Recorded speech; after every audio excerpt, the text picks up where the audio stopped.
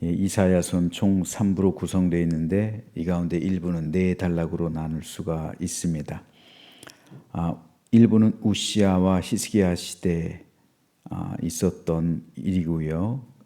그리고 서민에 대한 심판의 경고, 회복, 약속 및 열방에 대한 심판과 종말론적 구원을 예언하고 있습니다. 1장에서 12장은 유다를 향한 심판과 회복을 약속하고 있고요. 13장에서 23장은 유다와 열방에 대한 심판을 경고하고 24장에서 27장은 최후 심판과 메시아 왕국의 승리를, 그리고 28장부터 35장 10절까지는 선민과 열방의 화와 복의 노래를 하고 있습니다. 오늘 이 가운데서 첫 번째 단락인 1장에서 12장 가운데 2장을 읽었습니다. 2장은 크게 두 문단으로 나눌 수가 있습니다. 5절까지는 말일에 성전을 중심으로 세워질 평화의 나라에 대한 비전을, 6절부터 22절은 남유다가 심판받아야 할 원인들과 여호와의 날의 심판을 경고하고 있습니다. 오늘 이 가운데서 6절 말씀에 대해 잠시 살펴보겠습니다. 주께서 주의 백성 야곱 족속을 버리셨음은 그들에게 동방풍속이 가득하며 그들이 블레셋 사람들 같이 점을 치며 이방인과 더불어 손을 잡아 언약하였습니다. 이사야 선지자는 오늘 본문을 통해서 남유다가 왜 북이스라엘처럼 심판받게 되는지를 분명히 말하고 있습니다. 그것은 하나님의 백성이 하나님의 말씀을 따르지 않고 이방 풍속을 따르고 우상을 섬기고 점을 치며 이방과 결탁하여 살아갔기 때문입니다. 즉 하나님께서 하나님의 명령해 주셨던 그 하나님의 계명을 모조리 지키질 않았어요. 그리고 자기들의 뜻대로 자기들의 유익을 위해서 살아갔습니다. 그래서 주의 백성 야곱 족속을 버리셨다라고 선언하고 있습니다. 여기서 버리셨다라는 말은 히브리어로 나타슈입니다. 이 단어는 어떤 것을 완전히 끊어버린다라는 의미라기보다는 더 이상 붙들지 않고 내버려 두다, 즉 방임하는 상태를 말합니다. 하나님께서 완전하게 포기하셨다라기보단 그들의 죄 가운데 그대로 두셨다. 근데 이게 심판이라는 거예요. 그대로 두는 것도 심판이라는 거예요. 왜요? 죄 가운데 살다가 형벌을 받게 되니까요. 여러분, 우리가 믿지 않는 사람들 보고 혹은 악인들을 보면서 저 사람 왜 저렇게 형통하지? 저 사람 왜 저렇게 아무렇지도 않지? 근데 그게 버리신 거예요. 그게 버리신 거예요. 하나님께서 그대로 두는 거예요. 이게 끔찍한 형벌이라고요, 여러분. 그게 그 사람이 잘 되는 게 아니에요. 그 사람이 아무렇지도 않은 게 아니에요. 진짜 하나님께서 그를 사랑하신다면 채찍질을 하시는 거예요. 채찍질을 하셔도 쉽게 말해서 다리 몽둥이라도 부러뜨리시더라도 그를 돌이키는 거, 그게 사랑이잖아요. 근데 하나님께서는 사랑하신 자는 그러니까 징계하시는 거예요. 근데 사생자는요, 하나님께서 사랑하시지 않는 사람, 하나님께서 버리신 사람은 그대로 두는 거예요. 어떻게 살아가든 네 마음대로 해라. 그리고 죽어서 지옥 가는 거예요. 이게 하나님의 심판이라고요. 이게 버리셨다는 의미예요. 방임하셨다는 거예요. 그러니까 여러분, 세상 사람들이 악한 사람이 잘 되는 거 부러워하지 마세요. 그걸 보면서 신정론, 하나님께서 살아계십니까? 하나님은 정의로우시죠? 예, 정의롭습니다. 왜요? 그를 그대로 두는 게 하나님의 정의예요.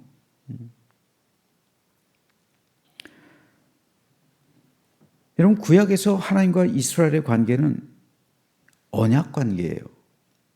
하나님께서 은혜로 세우신 관계입니다. 하지만 그 언약 안에는 하나님의 백성으로서 살아가야 할 이스라엘 백성의 책임이 있었어요. 하지만 이스라엘은 하나님을 떠났어요. 여기서 떠났다는 건 자유예요. 하나님께서 버리신 건 방임이에요. 하지만 이스라엘이 하나님을 버린 건 자유예요. 신앙의 자유. 내 마음대로 내 마음대로 살아가겠습니다. 하나님 없이. 그것에 대해서 하나님께서도 방임하시는 거예요. 그래, 네 마음대로 살아라. 이게 심판이라고요. 신명기 32장 15절입니다. 그런데 여수론이 기름짐에 발로 찼도다. 내가 살찌고 비대하고 윤택함에 자기를 지으신 하나님을 버렸다. 그리고 자기를 구원하신 반석을 업신여겼다. 이들이 가난했을 땐, 이들이 힘들었을 땐, 이들이 광야에 있을 때는 하나님을 붙들었어요. 하지만 가나안 땅으로 들어와서 윤택해져요. 기름져요. 그랬을 때 하나님을 버렸다는 거예요. 하나님을 업신여기게 되었다는 거예요. 그래서 하나님의 계명을 버리고 바알에게로 가고 우상을 숭배하고 점을 치고 그러한 삶을 살아갔다는 겁니다. 여기서도 버리다라는 단어는 나타슈예요. 똑같은 단어입니다. 오늘 본문과. 이스라엘이 하나님을 떠난 것이에요. 그래서 하나님께서도 그들을 그대로 방임하셨다는 거예요. 내버려 두셨다는 거예요. 이로써 계약이 파기된 거예요. 10계명에서 가장 중요한 제1의 계명, 나 외 다른 신들을 내게 두지 말라.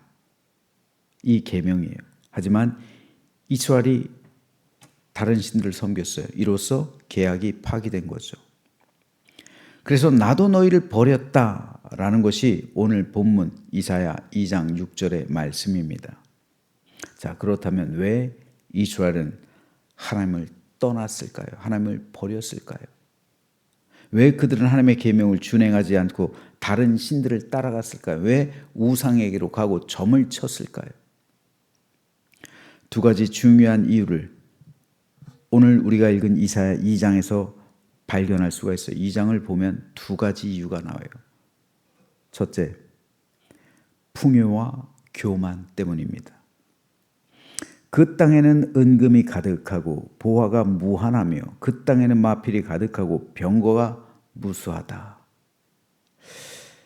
하나님께서 주신 가나안 땅, 젖과 꿀이 흐르는 땅. 근데 원래 젖과 꿀이 흐르지 않아요. 광야로 돼 있어요. 남쪽은 광야 사막인데 무슨 젖과 꿀이 흘러요. 젖과 꿀이 흐른다는 의미는 하나님의 은혜로 하나님께서 돌보시는 땅, 하나님의 은혜로 채워지는 땅, 하나님의 은혜로 함께하는 땅이기 때문에 그곳에 젖과 꿀이 흐르는 거예요. 하지만 젖과 꿀이 흐르는 풍요로움을 맛보게 되니까 이들이 교만하게 된 거예요. 은금이 가득하고 보화가 무한하고 마필이 가득하고 병거가 무수하기 시작하니까 자기들을 이렇게 만들어주신 그 하나님을 버렸다는 거예요. 그래서 교만해지는 거예요. 이것은 분명 하나님의 축복입니다. 하지만 문제는 그 다음이었습니다. 사람이 풍요로워지니까 하나님을 의지하지 않게 되었어요. 그래서 교만해지고 하나님을 떠나가게 되었다는 거예요. 즉 그의 풍요로움이 그를 교만하게 만들었다는 거예요. 그리고 하나님을 떠나가게 만들었다는 거예요. 풍요로운 사람들, 즉 부자들이죠. 부자들은 하나님을 잘 믿질 않아요. 그 마음이 하나님으로 채워져 있지 않아요. 왜요? 다른 세상 것으로도 충분하기 때문에. 그런데 하나님께서는 그것을 교만이라고 말씀하시는 거예요. 그리스도인들도요, 처음에 내가 가난했을 때 얼마나 하나님을 신실하게 섬겼습니까? 근데 풍요로워지니까 점차 믿음에서 게을러져요. 교만해지는 거예요. 하나님을 떠나가는 거예요. 목회자들도 그래요, 여러분. 개척교회 하는 목사님들 얼마나 겸손합니까? 얼마나 열심히 기도합니까? 얼마나 성도들을 사랑합니까? 근데 교회가 점차 커지고 규모가 확장되고 소위 말하는 부흥과 성장이 임하고 난 다음, 그 다음이 중요한데 그 다음도 그 초심을 끝까지 유지할 거야? 아니에요. 풍요로워지면요 교만하게 돼요. 그리고 하나님을 버리게 된단 말입니다. 이것은 성도 여러분도 마찬가지예요. 그러니까 풍요로워진 것은 분명 하나님의 축복인데 이 축복을 온전히 감당하기 위해선 우리는 하나님을 온전히 그때도 의지해야 되고요. 끝까지 하나님을 붙들어야 되는데 그렇지 못하게 되면 어느덧 내 영혼이 교만해지고 하나님을 떠나게 된다는 거예요. 이스라엘 백성들이 그랬습니다. 이들도 처음부터 그런 게 아니잖아요. 두 번째 이유가 있습니다. 그것은 또한 가난과 탐심 때문에도 그래요. 그 땅에는 우상도 가득하므로 그들이 자기 손으로 짓고 자기 손가락으로 만든 것을 경배하며 천한 자도 절하며 귀한 자도 굴복하오니 그들을 용서하지 마옵소서. 여러분, 사람은요 가난할 때도 이상하게 하나님을 떠나요. 더 잘 살고 싶다는 욕망, 이게 탐심으로 변합니다. 결국 탐심이 우상을 만들어내요. 바울은 탐심을 가리켜 탐심은 곧 우상 숭배다라고 정의합니다. 그렇기 때문에 이 성경에서는 나를 부하게도 말고 나를 가난하게도 마옵소서. 그러니까 우리가 평범하게 살아가는 삶이 사실은 굉장히 행복한 삶이에요. 가장 좋은 삶이에요. 가장 최적의 삶입니다. 여기서 더 욕심을 부려도 그리고 더 모자라도 우리는 곤란해지는 거예요. 정리하면 이렇습니다. 풍요 속에서는 교만으로 하나님을 버리기 쉽고 가난 속에서는 탐심으로 하나님을 버리기 쉽다는 거예요.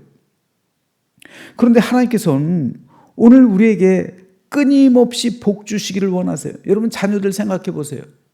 자녀들이 잘 되길 바라지 자녀들이 안 되길 바라는 사람 아무도 없어요. 될 수 있으면 우리 자녀들이 잘 살길 바라죠.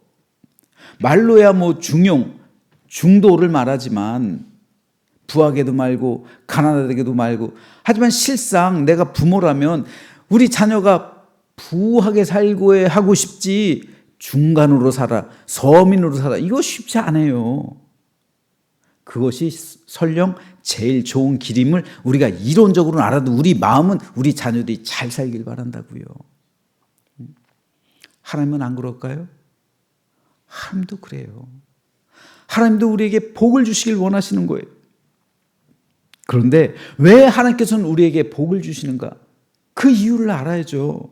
하나님께서 원하시는 것 두 가지가 있습니다. 그 복을 가지고 우리가 어떻게 살아야 될 것인가? 첫째, 정의와 공의를 실현하라는 거예요. 그 복을 가지고.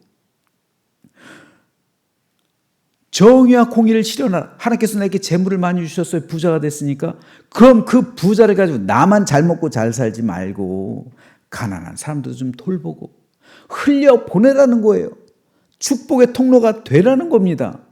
내게 주신 물질 가지고 온전하고 하나님을 기쁘시게 하는데 사용하라는 거예요. 그래서 하나님께서는 복을 주셨는데 이것을 나를 위해서만 쌓아두고 그런 삶이 아니라는 거죠. 정의와 공의를 실현하는 거예요. 두 번째로 믿음과 삶이 일치된 삶을 하나님께서는 원하시는 거예요. 그런 삶을 살아가길 위해서 하나님께서는 오늘도 끊임없이 우리에게 복을 주시는 거예요. 하나님께서 우리에게서 많은 것을 빼앗아 가시면 우리는 믿음과 삶이 일치된 삶을 살아내기가 쉽지가 않아요. 가난 속에서는 이 삶을 살아내기가 쉽지가 않아요. 그러니까 하나님께서는 우리로 하여금 물질로 인해 시험당하지 않도록, 물질로 인해 괴로움 당하지 않도록 끊임없이 일용할 양식을 우리에게 주시는 거예요. 하지만 이스라엘은 복을 받고 나서 하나님을 떠났습니다. 하나님을 버렸어요. 그래서 그들은 결국 하나님께서 그들을 또한 버리신 거죠. 방임하신 거예요. 방임의 심판을 받게 되었습니다. 그러므로 이사야 2장은 단순한 경고의 말씀이 아닙니다. 이것은 여호와의 날에 대한 말씀이에요. 하나님 떠난 교만한 사람은 결국 하나님 앞에서 낮아질 수밖에 없습니다. 인간의 높아짐은 무너지고 하나님만 높임 받으시는 날이 오게 된다는 것이 이사야 2장을 통해 우리에게 전해주시는 말씀입니다. 그렇다면 오늘 우리는 어떻게 살아가고 있습니까? 하나님을 믿는다 하지만 정말 하나님 중심으로 살아가고 있습니까? 우리 안에도 교만이 있고 탐심이 있어요. 그러므로 우리는 깨달아야 합니다. 우리는 스스로 하나님을 붙들 수 없는 존재입니다. 그래서 하나님께서 우리를 내버려 두신다면, 우리를 방임하신다면 우리는 영원한 형벌을 받을 수밖에 없어요. 하지만 감사한 것은요, 징계예요, 징계. 여러분, 내가 당하는 고난을 당할 때 가장 먼저 생각해야 될 게 징계예요. 이건 남들이 말하면 안 돼요. 내가. 물론 여러 가지 방법이 있어요. 시험이 있을 수 있고요. 그리고 시련이 있을 수 있고요. 테스트일 수도 있어요. 내가 당하는 고난은 하나님께서 나를 시험하는 것일 수도 있고, 마귀에게 유혹당하는 것일 수 있고, 아니면 내 인생 속에서 당하는 시련일 수가 있어요. 하지만 우리가 또 한 가지 생각해야 될 것이, 이것이 어쩌면 나를 향한 하나님의 징계일 수도 있어요. 왜요? 돌이키라고요. 잘못한 것을 돌이키라고요. 이것은 하나님의 은혜입니다. 사생자가 아니라는 거잖아요. 나는 하나님께서 나를 버리지 않으셨다는 거잖아요. 하나님께서 나의 삶에 간섭하신다는 거잖아요. 잘못을 꾸짖는다는 거잖아요. 그래서 돌이키신다는 거잖아요. 만약에 가만 내버려 두시면 나는 그대로 지옥불로 가는 거잖아요. 이건 버리신 거잖아요, 하나님께서. 그러니까 내가 징계를 당한다는 것이 나를 버리시지 않은 하나님의 손길이라는, 이것이 얼마나 큰 축복입니까? 그러므로 우린 그때 감사할 수 있어야 되는 거예요. 나를 버리시지 않으셨군요, 하나님. 감사합니다. 나의 죄악을 깨닫습니다. 나의 잘못을 회개합니다. 용서해 주십시오. 다시, 그리고 시작하는 거예요. 그럼 얼마나 기쁠까요? 하나님과 나의 관계가 회복됐는데요. 그러므로 이제 우리는 더 이상 탐심을 따라 사는 삶이 아니라 하나님 중심으로 살아가는 삶으로 돌아가야 합니다. 그래서 이제부터 내 배를 섬기는 삶이 아니라 하나님께서 나에게 주신 재물을 흘려보내는 삶, 축복의 통로가 되는 삶, 정의와 공의를 실현하는 삶, 믿음과 삶이 일치된 삶, 그래서 하나님을 기쁘시게 하고, 저는 저와 여러분 그리고 우리 교회가 늘 기도를 하고 있어요. 하나님의 자랑이 되는 목사, 하나님의 자랑이 되는 성도, 하나님의 자랑이 되는 교회가 되게 해 주십시오. 늘 기도하고 있어요. 하나님의 자랑이 돼. 하나님 자랑하고 싶으시잖아요. 욥을 자랑하고 싶어 하셨잖아요. 내 종 욥을 본 적이, 이처럼 완전한 믿음을 본 적이 있냐? 자랑하시잖아요. 저는 우리 모두가 하나님의 자랑이 되기를 소망합니다. 그래서 하나님의 기쁨이 되고 하나님께 영광 돌리는 거룩하고 복된 삶이 되시길 주님 이름으로 축원합니다.